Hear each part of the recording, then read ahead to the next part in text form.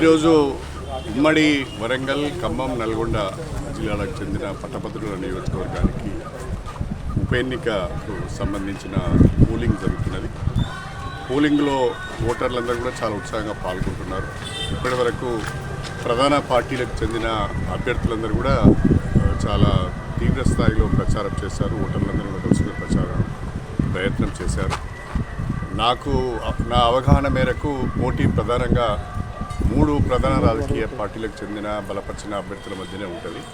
Congress party, Bharatiya Janata party, భారత రాష్ట్ర సమితి, ఈ 3 పార్టీలు బలపరిచిన అభ్యర్థుల మధ్యనే పోటీ ఉండే అవకాశం ఉన్నది.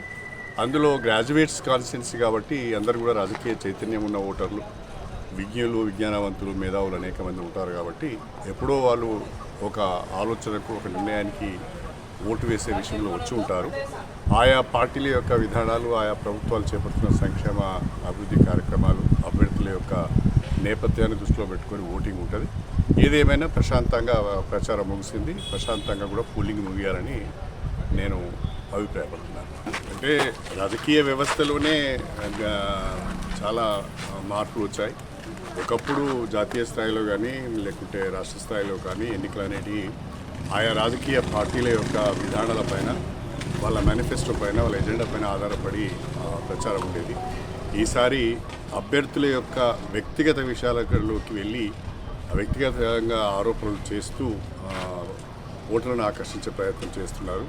దీన్ని తిప్పికొట్టాలని నేను ఓటర్లకు విజ్ఞప్తి చేస్తున్నాను. For more videos like this, subscribe Big TV channel.